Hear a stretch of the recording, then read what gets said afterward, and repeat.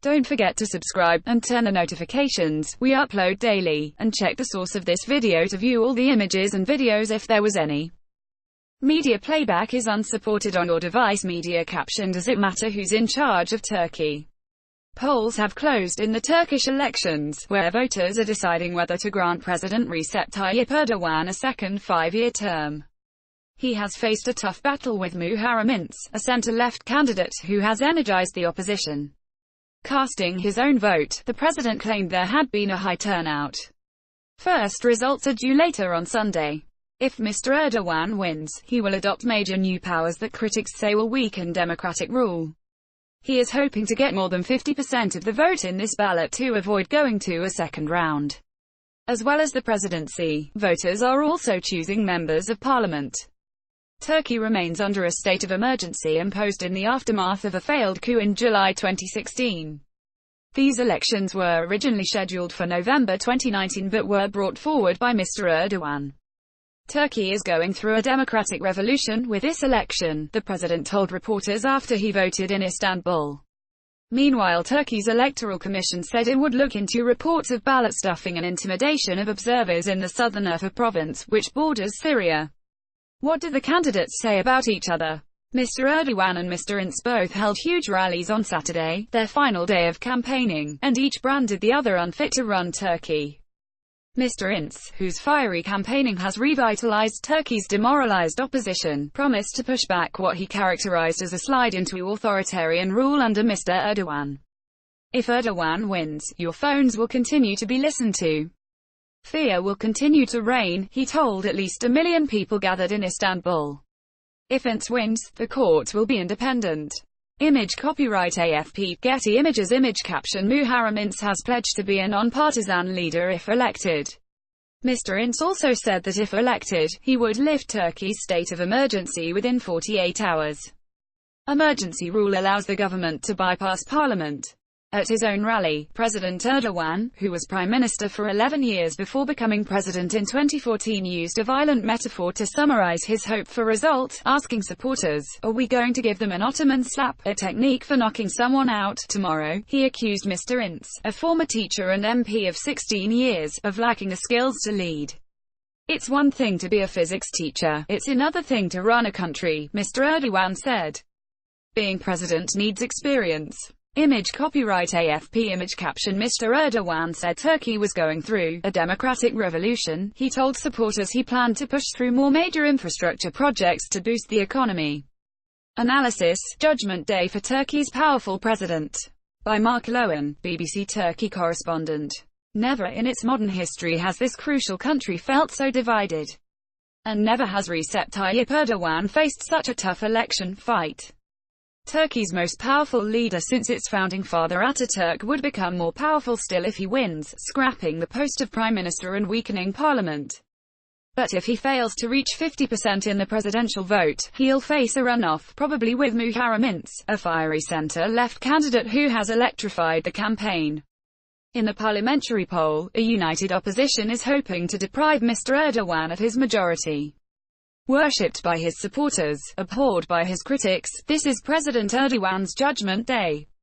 Nobody can tell which way it will go. How does the election work? 2 votes were held on Sunday, one to choose Turkey's next president, and another to pick members of parliament. Around 60 million Turks were eligible to take part.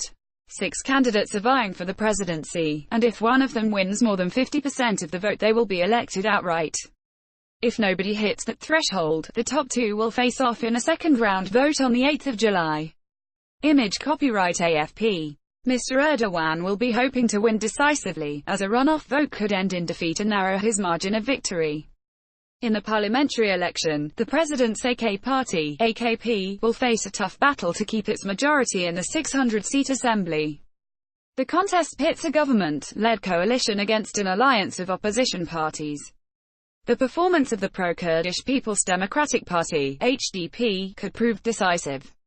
If it hits the 10% vote share needed to enter parliament, it will be harder for the AKP to retain its dominance.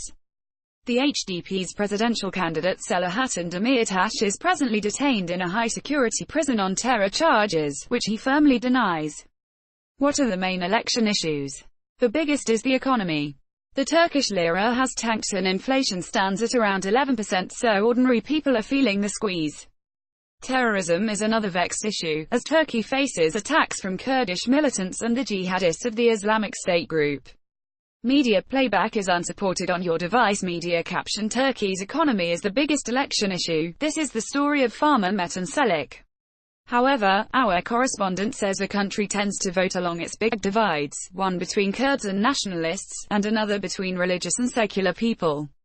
Will the vote be free and fair? Polls opened amid high security. In Istanbul alone, more than 38,000 police officers are expected to be on duty. Fears have been raised about possible voter intimidation, especially in southeastern areas where Kurdish votes are key to the result. Image copyright Getty Images. Image caption: massive crowds have turned out to hear Muharrem on the campaign trail. Electoral fraud is another potential risk, especially as a new law allows ballot papers to be counted even if they do not have the election board's stamp to mark them as genuine. Rights activists also say the press is not free to report on all sides. Under Mr. Erdogan's rule, the country has become the world's biggest jailer of journalists, according to monitoring groups. Image copyright EPA. Image caption: Mr. Erdogan too draws huge numbers, many are pictured here with Turkish and AK party flags. What happens if Mr. Erdogan wins? He would start his second term in a turbocharged version of the job. The presidency was once a largely ceremonial role, but in April 2017, 51% of Turkish voters endorsed a new constitution that grants the president new powers. These include directly appointing top public officials, including ministers and vice presidents, the power to intervene in the country's legal system, the power to impose a state of emergency. The job of prime minister will also be scrapped. Critics have accused Mr. Erdogan of trying to usher in one-man rule, and his rival candidates have said they would not bring in the changes. Media playback is unsupported on your device. Media caption: could Turkey's next president be too powerful? If both elections go against the current president, Turkey's political landscape will change significantly. But if the presidency goes one way and parliament another, it could trigger a period of political instability in the years to come. The country has gone through a tumultuous period since the 2016 coup attempt. More than 160,000 people have been detained, according to the UN, as part of a crackdown on perceived followers of US-based cleric Fethullah Gulen, whom the government accuses of being behind the plot. He denies any involvement.